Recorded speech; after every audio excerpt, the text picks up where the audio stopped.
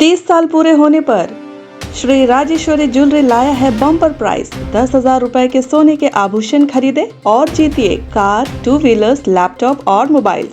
साथ ही ढेर सारे पुरस्कार जीतने का मौका पाइए। सिर्फ यही नहीं बल्कि श्री राजेश्वरी ज्वेलरी से एक्सचेंज करने पर अधिक लाभ पाइए और पूरे अंडमान में मेकिंग चार्जेस सबसे कम दाम में पाइए। श्री राजेश्वरी ज्वेलरी अबदीन बाजार, पोर्ट ब्लेयर।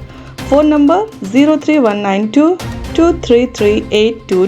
जी सबको नमस्कार। मेरा सबसे पहला तो एडमिनिस्ट्रेशन से यही है कि आप लोग जो है जितना भी लिस्ट आउट हुआ है इस वक्त, जो CHSL का हो या मैट्रिक लेवल का हो, 10th पास का, किसी का भी हो, लेकिन किसी में भी जो है कैंडिडेट, जो सेलेक्टेड कैंडिडेट्स है, इनका जो है फाइनल जो है मेरिट लिस्ट के जो मार्क्स है, जो एक कैंडिडेट कितना स्कोर किया हुआ है, किस बेसिस में उसको लिया गया, ये चीज कहीं पे भी मेंशन नहीं है। बस बच्चा का नाम है, रोल नंबर है, डेट ऑफ बर्थ है और किस पोस्ट के लिए और किस डिपार्टमेंट में उसको सेलेक्ट किया गया, बस इतना ही है। अगर आप लोग अगर मार्क्स मेंशन कर देते तो इतना कंफ्यूजन कोई बच्चे में नहीं आता। 80% तो ऐसे ही सॉल्व हो जाता है, 80 to 85% ऑब्वियसली अंडमान के बच्चों को सॉल्व हो जाता है। चलो ये इसका मेरा इस बेसिस में इससे ज्यादा है करके इसका हो जाता था। और बाकी जो है इलेक्ट्रिसिटी डिपार्टमेंट का जैसा हुआ है कि बीच में जो है बहुत सारा ट्रेड टेस्ट के लिए जो है कैंडिडेट जो है एलिजिबल नहीं थे, जिसका वजह से जो है न्यूज में पब्लिश किया गया था कि मार्क्स जो है जो नॉर्मली कट ऑफ था जनरल का 54 समथिंग कुछ मार्क्स था, तो मार्क्स स्टेटमेंट की जरूरत नहीं है। जिसका पास एक्सपीरियंस सर्टिफिकेट है और जिसका पास ITI है वो एलिजिबल कैंडिडेट है, तो उनको जो है बुलाया गया। तो कोई भी वो रैंकिंग चाहे वो 40,000 में हो या 48,000 में हो, लास्ट कैंडिडेट हो, कोई भी आके अपील कर सकता था। जिसको 0 मार्क्स मिला है उसके पास अगर सर्टिफिकेट है, एक्सपीरियंस, तो वो जो है एलिजिबल रहता था वो इलेक्ट्रिसिटी डिपार्टमेंट के लिए।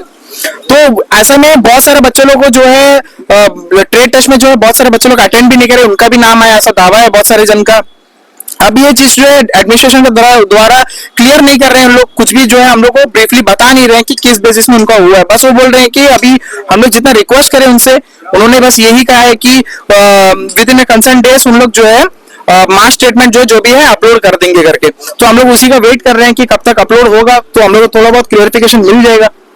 यहाँ पे लगभग सुबह से तो कम से कम 100 बच्चे तक तो जो है जमा हो गए। अब उसमें से कितने जन, सबको अपना अपना प्रॉब्लम लेके, कंसल्ट डिपार्टमेंट मेरा इसमें नहीं हुआ, मेरे से कम वाला का जो है हो गया, सबको अपना अपना प्रॉब्लम्स लेके आए हैं। अब इसमें जैसा कल का जो इंटरव्यू हुआ था उसमें जो अंशुमन भैया और महेश भैया जो थे, उन्होंने कहा था कि 48,000 कैंडिडेट्स है। अब ये सबको इंडिविजुअल तो यहाँ पे आके एप्लीकेशन नहीं दे सकते, तो सबका सेपरेट जो है डाउट है। लेकिन सबको घूम फिर के एक ही आ रहा है कि इसका जो सेलेक्टेड कैंडिडेट है उसका जो है मार्क्स कम है मेरे से, मतलब जैसे एक कंसल्ट कैंडिडेट है उससे जो है जो सेलेक्टेड कैंडिडेट है उसका मार्क्स कम है। सबका वही एक मुद्दा है कि उसको जो है मार्क्स कम है, कैसा उसको हुआ है। ये चीज जो है ट्रांसपेरेंसी एडमिनिस्ट्रेशन की तरफ से मिल जाने से सबको जो है क्लियर हो जाएगा। यहाँ पे जो है 100 से ज्यादा बच्चे लोग आए हैं, एक्यूरेट नहीं बोल सकता हूँ क्योंकि मेरे से हम सुबह यहाँ 11 बजे के आसपास आए, उससे पहले भी बहुत बच्चे आके जा चुके हैं और अभी भी बहुत सारे बच्चे आ रहे हैं और डायरेक्ट जाके अंदर रिक्रूटमेंट सेल में बात कर रहे हैं। सर मेरा तो एक ही प्रॉब्लम है सर, हम लोग ना कोविड में ड्यूटी करा सर, कोविड में ड्यूटी करा, हमने क्या करा वेतन चाहने से कुछ मौका देगा पर हम लोग को उसमें तो मेंशन नहीं करा। हम लोग को एज भी पार रहेगा हम लोग को, हम लोग तो लेना चाहिए मेडिकल में, हम लोग हेल्थ में हम लोग को दिया ले, बाहर के बच्चे दे दिया, हम लोग कहाँ जाएगा अभी। नमस्कार, देखिए मेरा इशू यह है कि मेरा जो है जो मेरे लिस्ट में मेरा जो है नाम एक पर्टिकुलर नंबर पे आया हुआ था, लेकिन मैंने किसी का नोट किया है कि जो प्रोविजनल मेरिट लिस्ट आया हुआ था उसमें जो है उनका जो रैंक है, उनका जो मार्क्स है जो मेरे से पीछे था। लेकिन जब फाइनल मेरिट लिस्ट आउट हुआ तो पता चला कि उनका नाम जो है मेरा नाम ओमिट हो चुका है, लेकिन उनका नाम है। अब क्यों है क्या नहीं है ये जानने का हक हमें है, और हम जो है एट द एंड हम यही कहना चाहेंगे, हमें ट्रांसपेरेंसी चाहिए कि जिनका भी नाम आया है, किसी का भी नाम आया है, सही हो या गलत जो भी है, उनका जो है विथ मार्क्स विथ परसेंटेज जो भी डेटा है उनको विथ ट्रांसपेरेंसी उनको पब्लिश करना चाहिए। और और ये भी कहा गया है कि जो आपका वेट लिस्ट है जो साथ साथ निकालेंगे अगर के मेंशन किया गया है वो भी जो है जल्द से जल्द जितनी जल्दी हो सके वो भी वेट लिस्ट पे जो है आउट किया जाए, मैं यही कहना चाहूँगा। जी बिल्कुल। आज कल का जो मतलब हम लोग कार्रवाई किए थे उसको देखते हुए, इंटरव्यू को देखते हुए काफ़ी कॉल्स मुझे और महेश भाई को सुबह से आ रहा था। तो हमने ही कहा था कि ठीक है, कल वैसे भी हम लोग बात करके आए थे कि अगर कोई ऐसा जेन्युइन इशू हमें लगता है तो हम लोग डायरेक्ट लेके आए और उनको जो है फेस टू फेस बैठा के उनका क्वेरीज का जो है आंसर जो है दिलवा सके। तो आज उनको हम लोग यहाँ बुलाए थे और धीरे धीरे ऐसा करके सबको पता चला, शायद करीब करीब यहाँ में 60 to 70 कैंडिडेट्स यहाँ पे आ गए थे। तो सबको तो लेके नहीं जा सकते थे, पर कुछ को हम लोग लेके गए। लेके जाके जो है जो कॉमन क्वेश्चंस हर तरफ से आ रहा है मार्क्स को लेके कि मेरा मार्क्स ज़्यादा है, उनका मार्क्स कम है, उनको मिल गया है, हाँ हम लोग सेम कैटेगरी के भी हैं, तो ऐसा कैसा होगा। तो उसका जो सॉल्यूशन हमें एक ही चीज़ लगा कि महेश भाई के तरफ से भी ये सॉल्यूशन आया है कि इसको जो है कल CS साहब आ रहे हैं, उनके साथ में बैठ के इनको जो है पब्लिकली पब्लिश करने का हम लोग प्लान कर रहे हैं। हम लोग एक सजेशन रखे हैं उनके सामने, तो उन्होंने भी कहा हाँ हम भी बात करेंगे, क्योंकि ये एक ट्रांसपेरेंसी मोड में आएगा कि वाकई में उनको क्यों लिया गया है और जिनको नहीं लिया गया है किस कारण नहीं लिया गया है। तो ये चीज़ अब आज जो है हमें क्लियर हुआ है कि ये जो है पब्लिकली पब्लिश करेंगे मार्क्स के साथ में, हर एक कैटेगरी वाइज, हर एक आपका सब्जेक्ट वाइज जो है ये करेंगे।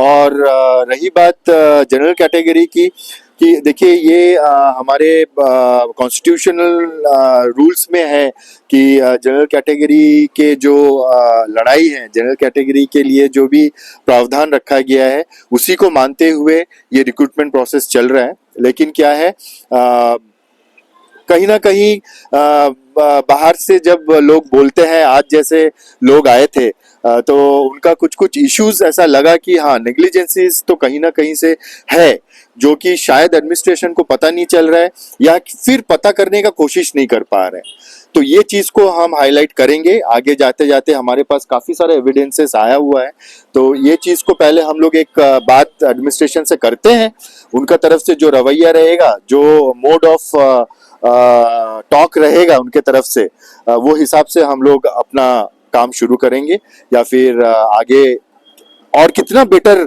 हमारे यूथ्स को जवाब हम दे सकते हैं वो काम तो हम लोग जरूर करेंगे। इसका सबसे बड़ा सॉल्यूशन एक ही है, with in 2 days, with in अभी इनके पास 1-2 दिन आज और कल है, हर एक कैटेगरी वाइज, जैसा फिशरीज का हो गया, एग्रीकल्चर हो गया, इंडस्ट्री का हो गया और हमारे जो मजदूर का हो गया, DSS का हो गया, हर एक कैटेगरी का जितना आदमी जो ट्रेड ट्रस्ट में पार्टिसिपेट करा सबका लिस्ट मेरिट लिस्ट डाल दीजिए। इजीली आपको समझ 2 दिन में लोग देख लेगा, और उनको लगता है कि 4 नंबर मार्क्स वाला क्वालिफाइड है, 2 नंबर वाला क्वालिफाइड है, लोग साइलेंट हो जाएगा। नहीं होगा, अगर इस तरह का अगर छुपा के हम अंदर रखेंगे, अगर लिस्ट बाहर नहीं करेंगे, तो ऑटोमेटिकली अगर हम नहीं रोक रहे, हम अगर चाहे नहीं चाहने से भी मतलब स्टे बच्चे तो कोई ना कोई ग्रुप बन के तो जाएगा ही है। अंडमान से जुड़ी सभी छोटी बड़ी खबरें देखने के लिए हमारे अपने न्यूज आज तक यूट्यूब चैनल को सब्सक्राइब करें और बेल आइकॉन प्रेस करना ना भूलें। हमारा अपना न्यूज आज तक, अब सच देखेगा अंडमान।